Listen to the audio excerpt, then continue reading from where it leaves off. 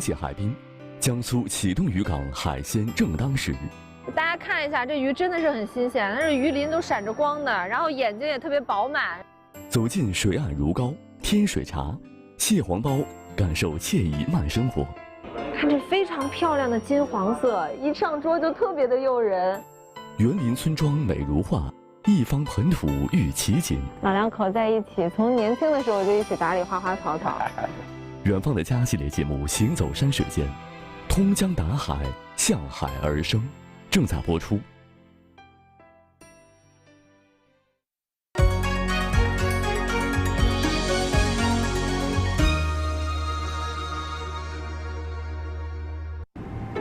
滨海临江，三面环水，位于江苏省最东端的南通，地处长江入海口北岸。在江水不断的冲击作用下，长江口三角洲持续扩张，每年都有新的陆地形成，是一片年轻、充满活力的土地。南通这个地方与长江和黄海的关系非常密切，因为这里南面长江，东临黄海。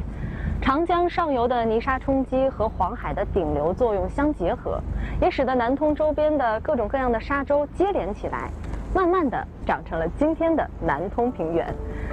在这片不断拓展的年轻土地上，人们把海洋融入了生活。位于南通启东市西北部的吕四港镇，是一座具有1300多年历史的古镇。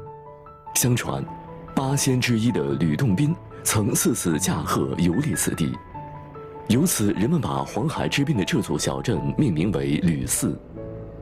就在这个小镇里坐落着一个国家中心渔港，也是国家1类开放口岸吕四渔港。这个是目前是我们国内最大的人工渔港。我们现在所在位置呢，在我们渔港的中岛位置。然后我们渔港分为3个岛，就是南岛、中岛和北岛。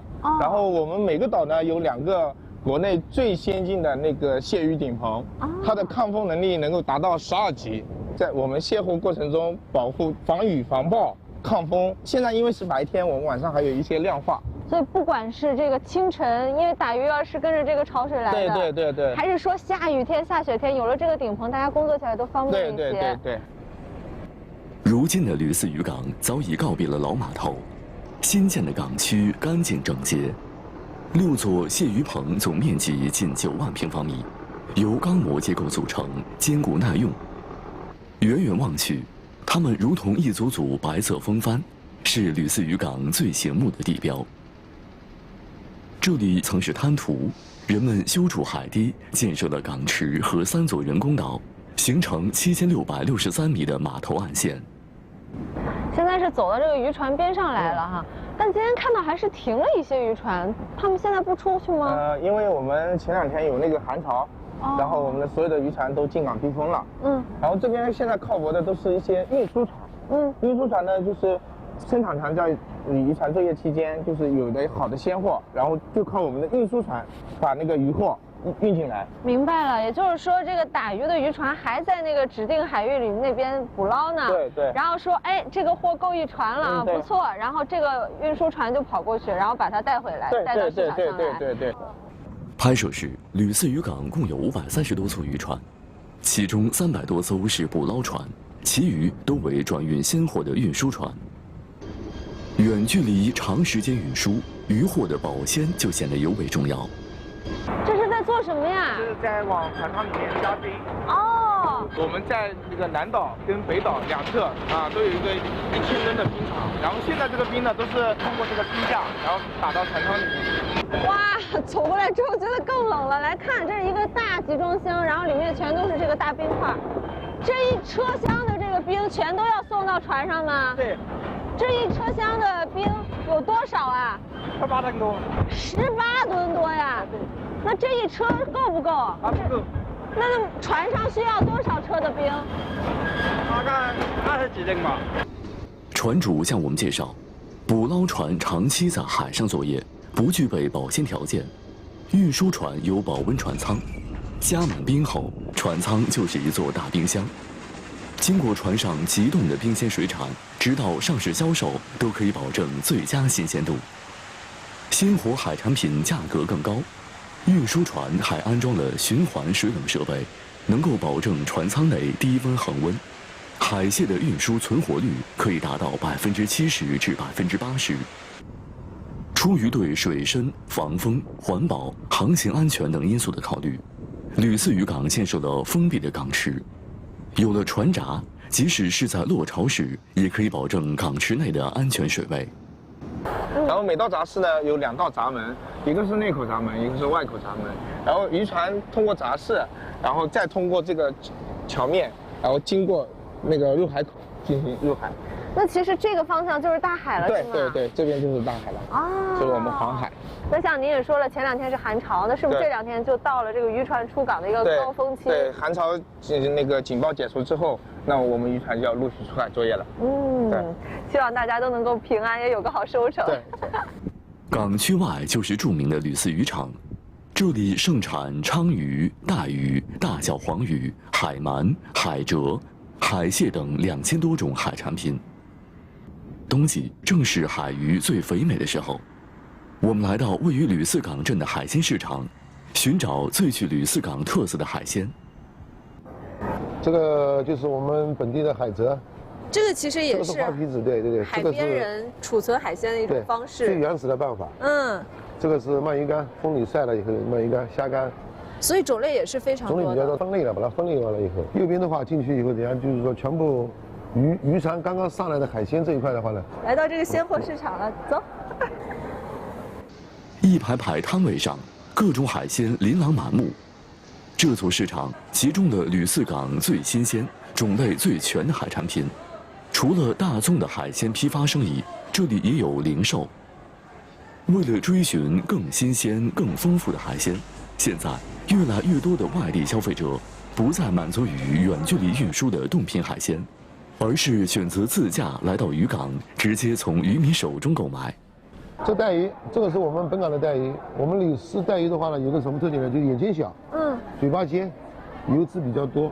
这个正宗的带鱼就是。这样您就能看出来它的油脂多吗？天气越冷，它油脂越厚。对。阿姨，这鱼是什么时候上来的？今天上来的。今天上来的。新鲜的。都是新鲜的哦。4人王鱼，野生的。哦，野生的，这种算大的吗？野生的？还有，1件2 3件都有。那应该蛮贵的吧？野生黄鱼。野生黄鱼的话，超过6两以上就比较贵了。吕四渔港最大的特点，一个是鱼类比较多，黄鱼、带鱼、鲳鱼，3大类的鱼类。像这个鲳鱼是今天上来的吗，阿姨？这个怎么卖？这个半斤左右的65一斤是吧？哦，我能拿起来看一下吗？2条，像这个2条1斤左右。哦，对，很新鲜的。大家看一下，这鱼真的是很新鲜，它是鱼鳞都闪着光的，然后眼睛也特别饱满，是不是？鱼鳃看吗？这个鳃就不需要看了，基本上你这个带鱼鳞眼睛亮的话，就其他东西你不需要看了，100%好。保证了。对，这是保证了已经。市场里的海鲜都以海捕为主，较少人工养殖。相同种类的海鲜一般都会依据鲜活程度定价，虽然是在产地渔港，没有中间商赚差价，但是因为少了流通环节，海产品的鲜活度更高，所以售价并不低。鱼虾蟹类都在远海捕捞，吕四港沿海地区有着广阔的泥沙质滩涂，盛产贝类，这其中以文蛤最为出名。您好，可以给我一个肉看一下吗？谢谢。来看一下，这是刚剥出来的新鲜肥美啊！看这肉多厚，用手掐一下，就完全是它的这个肉啊，一年四季都有，是不是？哦，那像您剥出来这个肉多少钱一斤啊？30一斤。要是买贝壳呢？5块钱一斤。但是我要是1斤肉得剥几斤才能出来1斤肉啊？5到6斤呀，哦，所以要是想吃的过瘾一点，就过来买肉是吧？对，帮我称一点，好吧？我们也称一点带回去。从海产品销售到海鲜餐饮，陆慧明在吕四港与海鲜打了几10年的交道。他是个热心肠，每当有朋友来到吕四港，他都会热情地带着一起挑海鲜、做海鲜。我们从市场上买了几种最具吕四港特色的海鲜，回到陆慧明的餐馆开始烹饪。我们第一道菜是油焖带鱼。哦，哦，我看到这儿摆了很多其他的配菜。啊，对，调料有那个洋葱、药芹、大葱。这个反正我们大厨的话，到时候他按照次序来先把它那个带鱼先腌制。改花刀的话呢，就是说便于把那个就是说汁水的话渗透到里面去，这样的话口感的话就不一样。然后现在就准备要腌制了。对，腌制。像那个，如果你在家里自己操作的话，你就适当的可以放点蚝油。哦。再调点酱油。放点胡椒粉。完了以后稍微放一点点糖，你自己把这个带鱼腌一下，对，腌制一下，味道也是差不多的。油焖大鱼讲究的是一个焖字，鲜大鱼肉质嫩，如果直接用油煎会破坏口感。厨师将洋葱、大葱、芹菜、生姜、大蒜一层层铺在砂锅底，接着倒入底油，这样焖制的时候，油温和油香就会夹带着菜蔬的辛辣和芳香沁入带鱼。带鱼的大小选择可以根据个人喜好，大的带鱼肉厚，小的滋味更足。焖制时间需要20分钟。接下来是一道文蛤饼。以前我们渔民啊，出海的时候，不是早晨出去以后，可能晚上回来吗？那怎么办呢？然后带鸡肉的东西过去，在家里就做了这种文蛤饼，放在那个袋里面出海用的。哦，这是传统的这个启东菜哈，渔民菜。加个，然后鸡蛋，然后再加一点姜末。对。这上面这个是什么呀？丝瓜。哦，丝瓜。对。丝瓜这个末。口感更好。哦，然后再加一点这个面粉，对，拌成以后做成一个个。一点点的鸡精、味精，然后再加点盐。对。哦。胡椒粉，白胡椒粉。是我们本地的特色。吕氏老酒。其实也是这个像料酒的作用差不多是吧？是去腥的。对。然后把它打匀。那现在感觉这个抓匀还挺稀的呀。对。它等下过一会儿我会加面粉。哦。文蛤是吕四港最常见的海产，产量高，价格亲民。人们将挑好的文蛤肉切成小丁，简单调味，拌上少许面粉，调至半稠，放入平底锅油煎。做成小饼的形状，为的是便于翻动，保证受热均匀。煎至两面金黄即可出锅。除了带鱼和文蛤，黄鱼也是吕四港冬季最肥美的海鲜之一。除了红烧和清蒸，黄鱼捞饭也是应季的做法。因为油脂丰富，烧鱼的汤汁鲜甜浓稠，较少腥味，配上细嫩的黄鱼肉，堪称下饭的美味。尝尝看带鱼，趁热吃。好。这鱼捞上来一看，就是特别嫩，特别厚。烧久的话呢，它就会老，这样的话就正好，你尝尝看。你也来一块。行。也来一块，一起尝一尝。哇，这个我觉得改变了我对带鱼口感的那种印象。就是一般来说，大家吃带鱼，第一个印象都会觉得带鱼应该是肉很瓷实的，是吧？但是通过这样的烹饪方法，就突然感觉带鱼的肉也可以变得很滑嫩。实际上海鲜这一块的话，我认为就是说吃本味为主，本味。而且那个酱香啊，它是那种清淡的那种感觉，清香。对。不是像大家想象的红烧的那种口感，很浓的那个酱料包裹在外面，所以吃到嘴巴里面会觉得整个那个酱香的味道，它是在辅助这个鱼的鲜味的。对，非常好吃。文蛤饼表皮香脆，内里软嫩，吃起来有淡羹的口感，里面的文蛤肉颗粒还有一些嚼劲儿，再加上文蛤本身的鲜美滋味，的确称得上是一道特色美食。10年时间都过去了，您会觉得整个这个启东或者吕四渔港这个部分它有什么变化吗？10年当中的话，就是说我们吕四渔港的话就发生了翻天覆地的变化。重启大桥、苏东大桥做完以后，到上海的距离相对来说比较近，苏锡常一带都也比较近。原来我们吕四到上海的话要半天时间，现在的话基本上就是说我们到上海过来的话1个半小时时间。可以这么来说吧，上海人晚上下了班以后到吕四来尝海鲜很多。讲变化的话，真的就是说吕四渔港这一块的话很大。你5年以后，下一次如果说有机会到吕四来的话，肯定还会有更大的变化。渔业一直以来都是吕四港镇的支柱产业。吕四港在长江入海口北岸，在长江的冲击作用下，吕四渔场平均深度在20米左右。黄海暖流、长江近流、苏中、苏北沿岸水团在这里交汇，水体里的营养物质丰富，饵料众多。如今，大海的馈赠依然慷慨，吕氏人却早已做出改变，从大海走向大洋，从鲜货转向制品，从渔业到滨海旅游业。依托渔港建设，吕氏港镇得到了快速发展。傍晚时分，渔港里热闹起来，一条条运输船已经做好了准备，趁着潮水过闸出航，他们将要迎着夜色去迎接远海辛苦劳作的同伴，也会伴着朝霞带回满仓的收获。行走水上乳膏，品尝鲜美蟹黄包，好好吃啊！真的像您说的一样，熔岩式的感觉。东大街上接天水，老屋茶馆泡香茶。这还是我第一次喝有年份的水。远方的家系列节目《行走山水间》，通江达海，向海而生，正在播出。地处长江三角洲北翼的南通如皋市，原本是沿海地带，但是千百年间的海陆迁移，把过去的海岸线变为千里沃野。乡野与城市间纵横的沟渠河道，勾勒出了水乡的轮廓。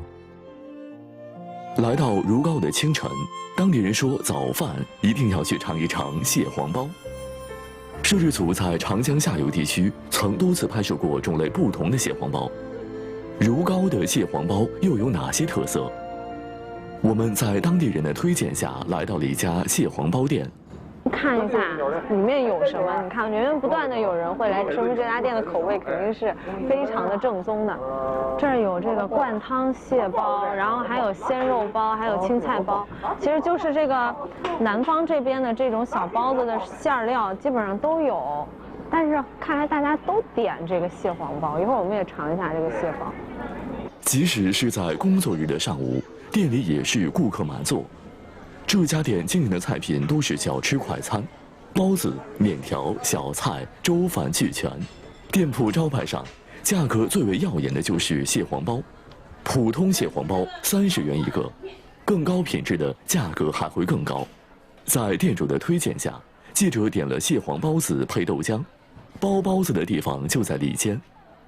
店主同意我们进入后厨看看他们的手艺。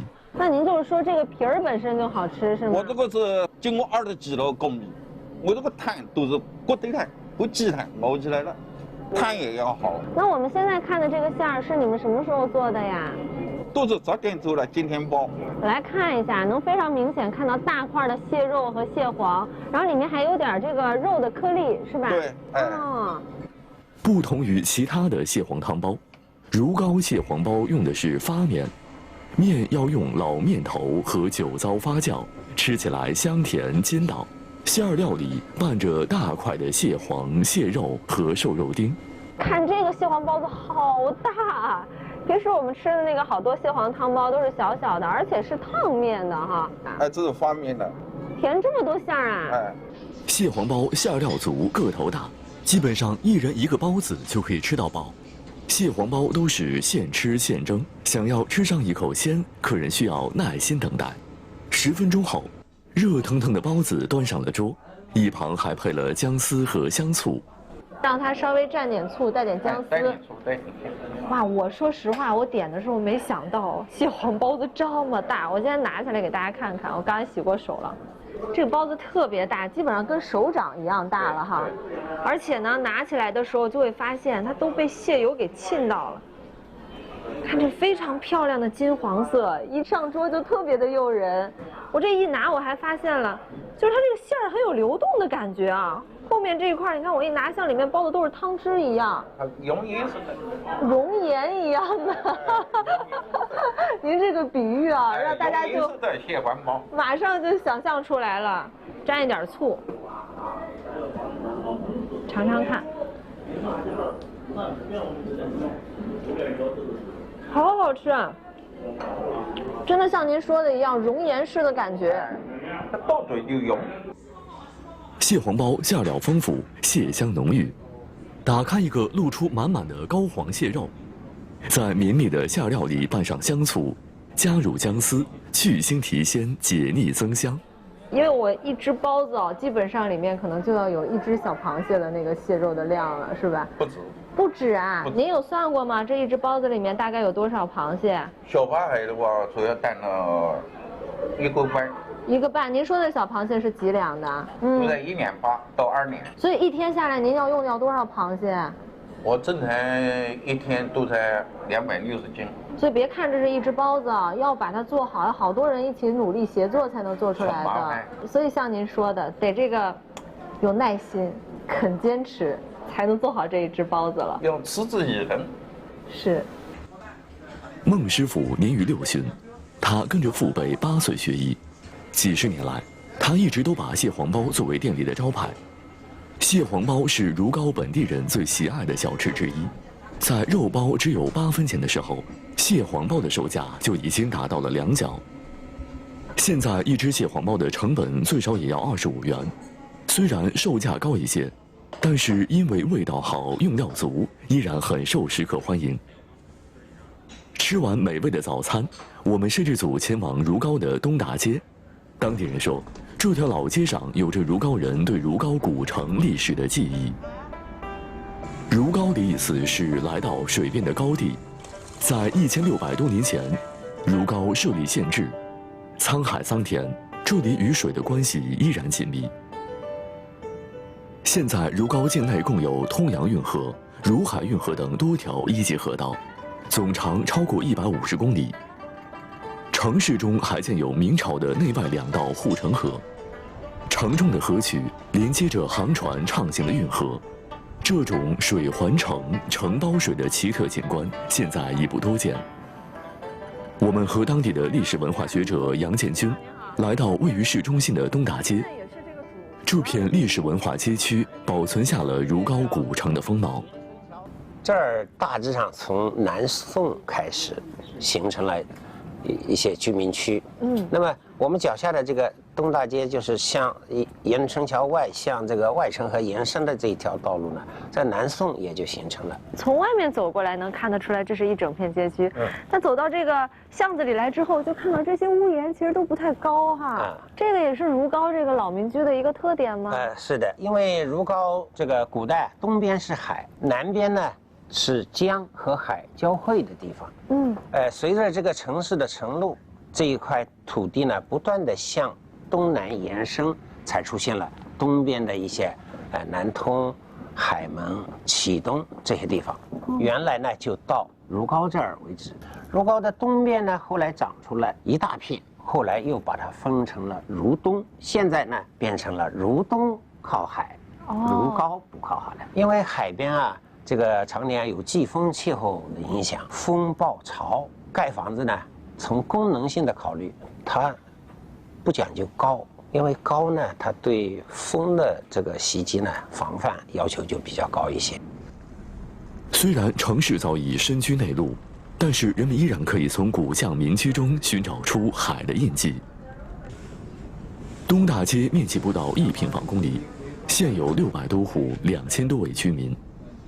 杨建军为东大街的保护和管理工作近20年，他和街上的老居民们都十分熟悉。这一片呢，有好多熟人。这儿是一个这个东大街的一个历史建筑，一个老朋友开着一个天水茶的馆。走，我们进来看看。让您看看。这个门好有意思，进来之后就先是这个厨房，然后院子在中间。所以这个杨老师，我们刚才走的那个也不是正大门，是不是？算是正大门吗？这个门是的。算是。是的。就是这样格局的。接天水、喝天水茶是老街居民们独特的生活方式。朱家国的祖辈都住在这处老宅里，家里的年轻人已经搬去新建的住宅小区，只有他还经常回到老屋，为的就是守着院子里的这10多口大缸。这些水缸里都盛满了天水。那您说的这个天水是什么水？就是下的雨水。雨水。无根水，用这儿叫。就是露水呀、雪水啊，什么都不算。不算。只有雨水才算。对。那怎么接呢？这雨水。你看我这儿了吗？全部是走的这个管头嘛，这是为了接这个雨水的。对，那就从这个管子，你看它不有那个下水管吗？嗯，就接到这个缸里边，然后从这个缸里边以后呢，再一个缸一个缸里边倒。朱家国说，接好的雨水要在水缸中沉淀5个月，这期间要不断翻缸，以便去除沉淀物。经过反复的工序后，雨水变得纯净，就成了天水。天水可以长久储存，饮用时只需烧开即可。那在您这么多缸里面，哪一缸的水时间最长？这2个缸的水是最长的，存了3年。3年啊！哇，这里边已经结冰了。清亮哇！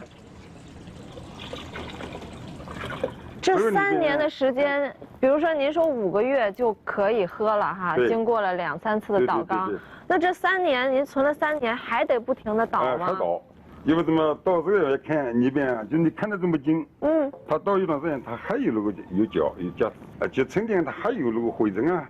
什么加上还有点在底下，所以就算是这个水算是干净可以饮用了，但是我如果存的时间长，还要保持每2、3个月一倒缸的这个对这个传统哈。对。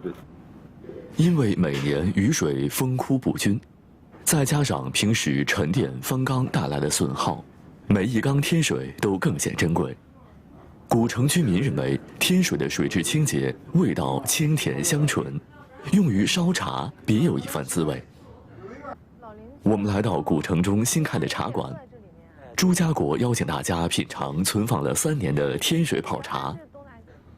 天水茶是祖先延续下来的智慧，也被古城居民认为是长寿的秘诀之一。古城人家只有亲朋贵客到访时，才会用陈年天水煮茶招待。这天水主要煮什么茶呀？它一般的就是像普洱或者是白茶、龙井，就都可以是吗？茶叶这个天水呢，就是要茶叶要好，才能获得这个天水的这个味道。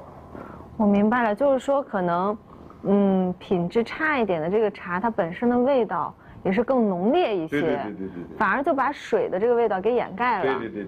但是有的时候那种好一些的茶，它就可以趁着这个水的味道，更凸显茶叶的这种香气哈。对。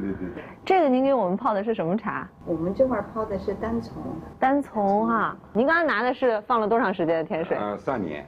3年呢，就是您觉得最好的水了。对。我来尝尝看有没有那种绵润的口感哈。我觉得挺奇妙的，其实这个茶汤晃着感觉它还是水的质地哈。对。吞下去的时候，它不像就是普通的那个水，感觉它是四散而开走的，这个好像是一个整体滑下去的那种感受。对。是吗？为什么会这样啊？其实大概是水的表面张力比较大，它有一种粘稠的感觉。所以它跟这个存放的时间，然后包括保存的方式，是不是都有一些关系啊？它跟老陈酒有一比。这还是我第一次喝有年份的水，谢谢。我们所在的这间茶馆曾是一间老商铺，如今东大街上的老建筑大部分都已经经过精心修缮，一部分老街居民还住在老屋里，100年街区依然焕发出生机与活力。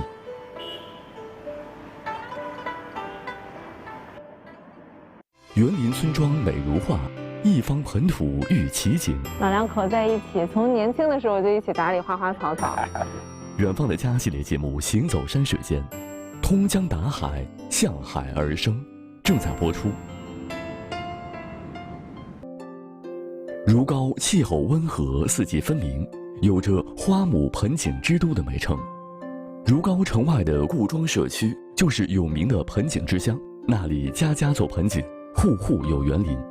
走进村庄，仿佛置身于一幅巨大的田园风景画。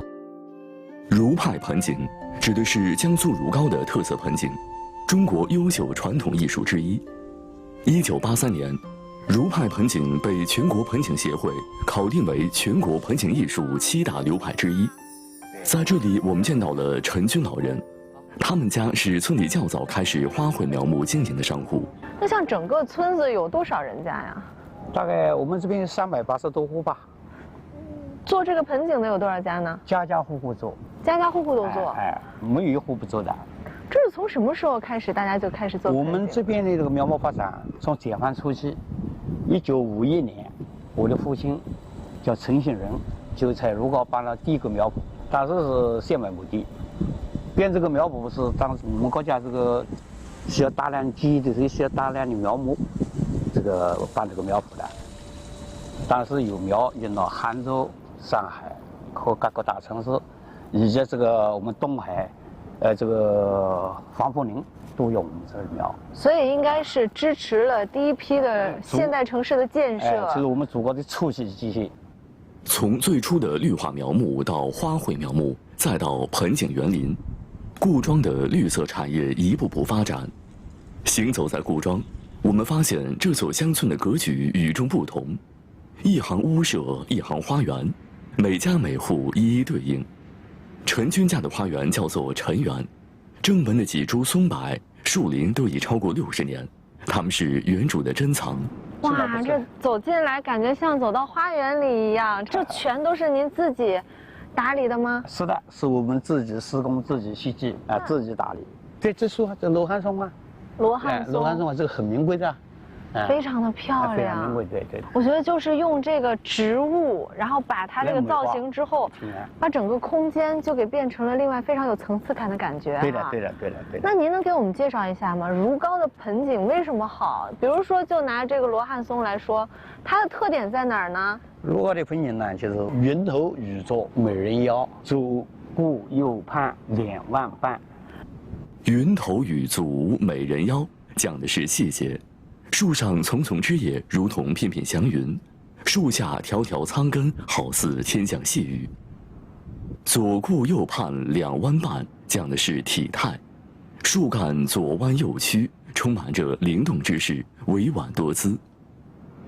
这棵树的树龄已经超过80年，造景成型也有30年，这期间需要园艺师不断的造型和培育，花费的功夫可想而知。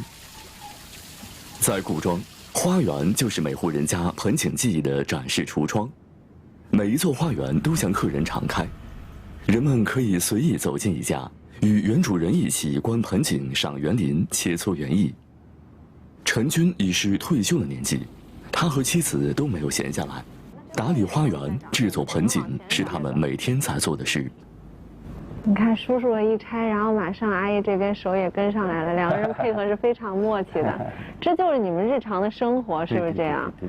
老两口在一起，从年轻的时候就一起打理花花草草，然后一直到现在相守了这么久，然后也造出了我们刚才看过的一片那么美的风景哈。但是实际做盆景，不像我们此刻坐在这儿感觉就是这么雅致，是吗？也有很辛苦的时候。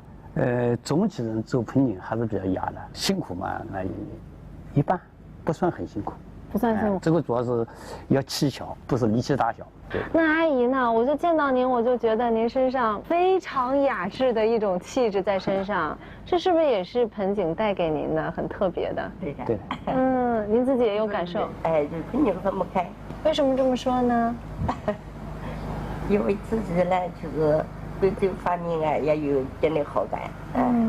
才能陶冶性情，对老年人修身养性是最好的。顾庄的盆景产业早已形成了相当的规模，人们将如皋盆景注册成为品牌，建立了专门的交易市场。现在如皋盆景每天发往中国各地，还在国际花卉市场中占有一席之地。打开了市场，就需要成规模的生产作为支撑。李小军和吕新红夫妇做了10多年盆景生意，他们在顾庄的小微盆景基地有自己的盆景园，生产从苗木到成型的盆景作品。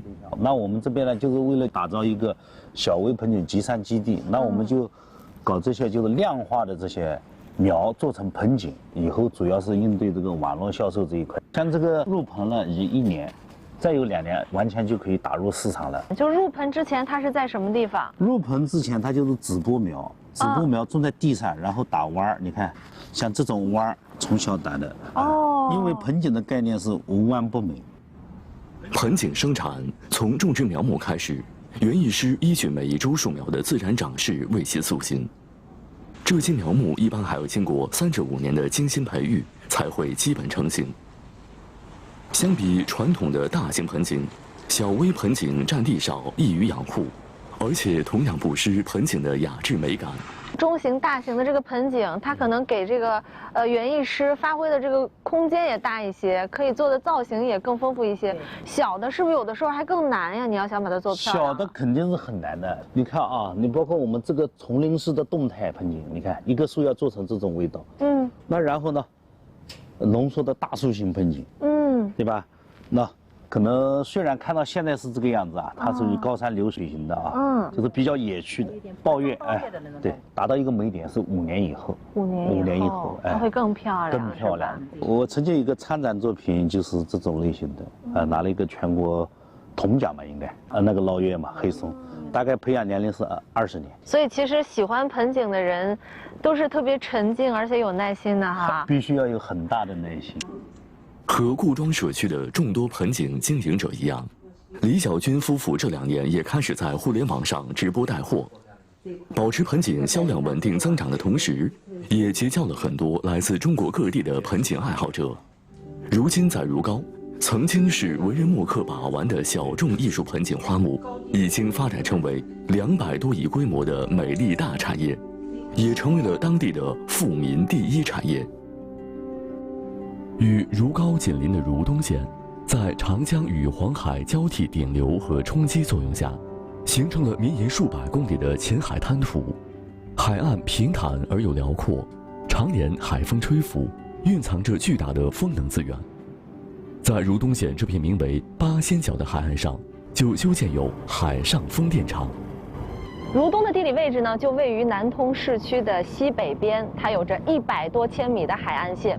漫长的海岸线加上优质的风力资源，也让这儿成为了我们国家比较早期开展海上风力发电的地方。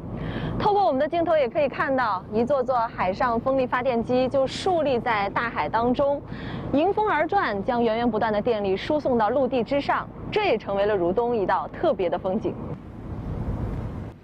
苏北海岸线是中国最早建设海上风电项目的地区，仅在如东县，海上风电建设的规划容量就达到400万千瓦，约占江苏全省的1/4。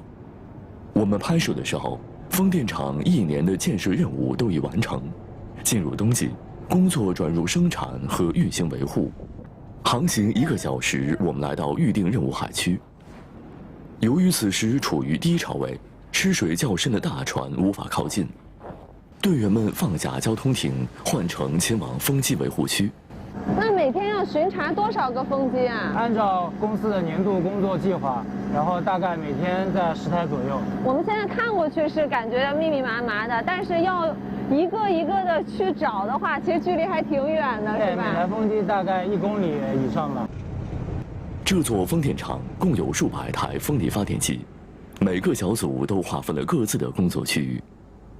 根据规定，常规巡视分为月度、季度、半年度和年度，1年之中共有4次。